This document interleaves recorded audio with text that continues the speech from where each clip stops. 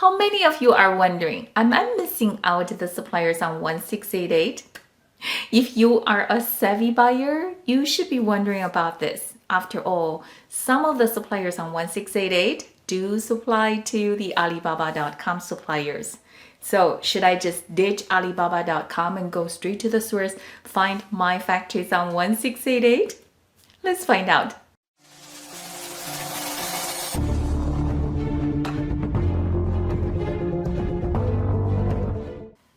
Hi, I'm 𝐿𝐻𝐻. This is your channel, the place where you can find the amazing sourcing knowledge. If this is your first time visiting the channel, be sure to subscribe so we can stay connected. Before we get to our answer, let's put this in perspective.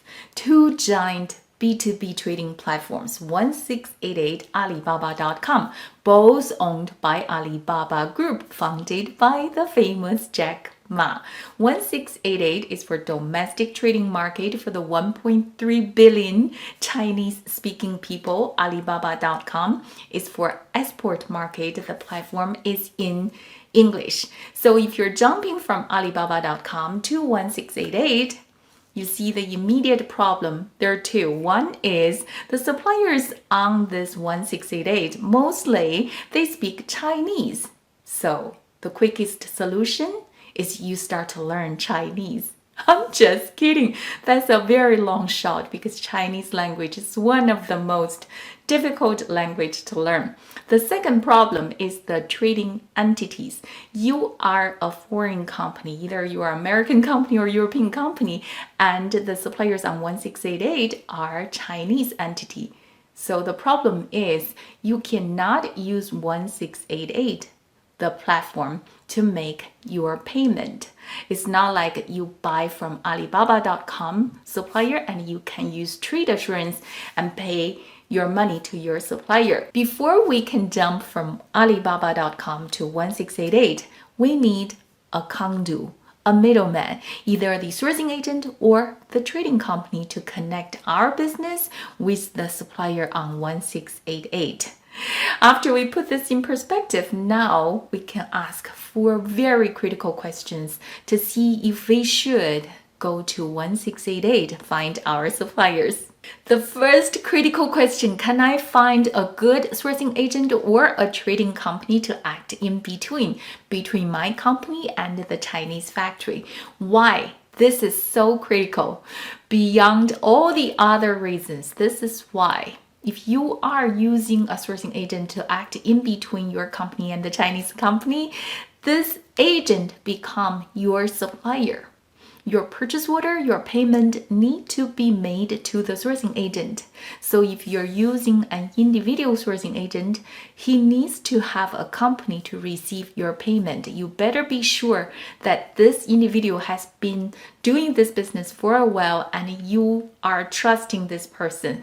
I made a video on how to interview the sourcing agent, the top 10 questions that should help you, but in this particular case, this is different when you are using a sourcing agent to source from Alibaba.com. Eventually your purchase order can be made to the supplier on Alibaba.com. So if you are hiring someone to find a product on 1688, whether it's on hourly basis or on commission based, the first question you need to ask is where my purchase order is going to be sent to and how the payment is going to be processed. Second critical question, is the product on 1688 the same quality as the one you see on Alibaba.com?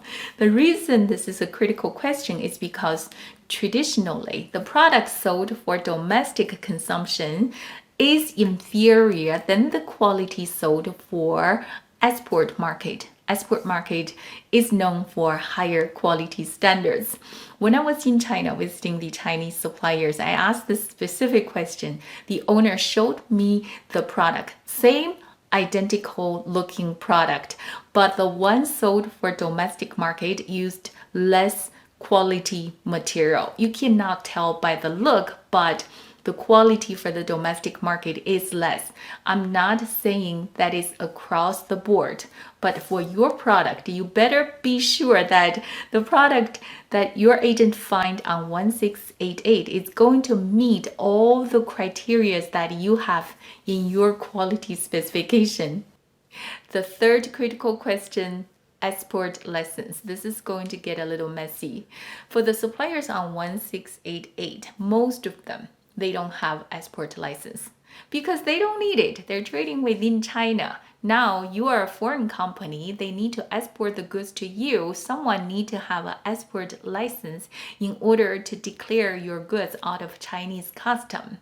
So if you're using a sourcing agent or a trading company, if they happen to have export license to support their business, problem solved. But if they don't have the export license, they need to have another company has the export license. So this adds another layer of complication.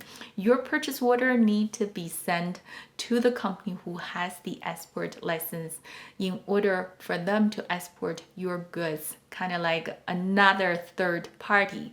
So if you are going with a sourcing agent, you need to ask this question: do you have an export license? How my goods is going to be exported? Who is going to receive my payment? The fourth critical question is risk control. When you are making payment to a sourcing agent, to a trading company, or to a company who has the export license, you should ask yourself, how am I going to protect my payment? Since you are taking the transaction from Alibaba.com to offline, the transaction between you and your sourcing agent is a private business dealing. How do you protect your payment? Besides, just say, I trust him. The second risk control question is quality. Is the sourcing agent or the trading company or the company who has the export license are going to honor any product that have defects?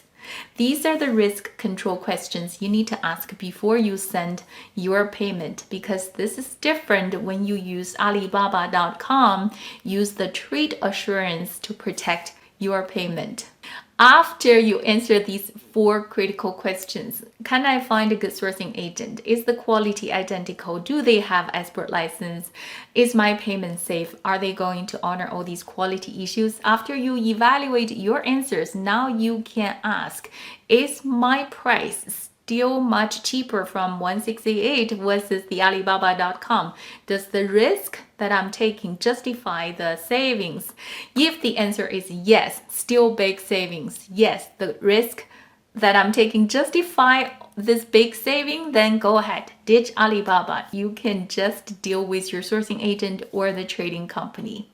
My recommendation for all of you who are new and small, I would say you should use Alibaba.com. Take advantage of the trade assurance to protect yourself. But if you have a mature business and has huge volume, especially if you have a boot on the ground in China, definitely go after the factory on 1688. I hope you enjoyed this video. Don't forget to ask questions for the Asking Sourcing Warrior Q&A video series, and come to visit sourcingwarrior.com to get your greatest and latest sourcing news and updates. You have yourself a wonderful day. I'll talk to you next time.